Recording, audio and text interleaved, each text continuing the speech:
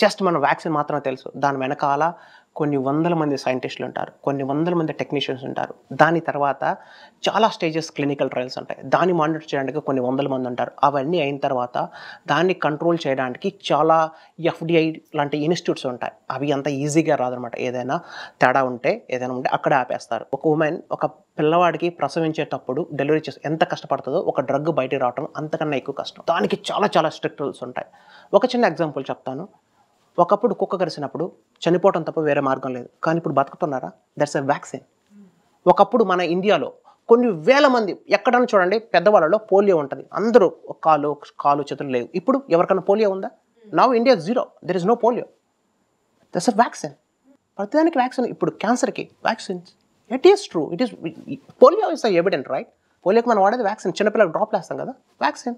Evident. అంతకన్నా evident ఏం కావాలి? ఎవిడెన్స్ ఏం కావాలి? It works.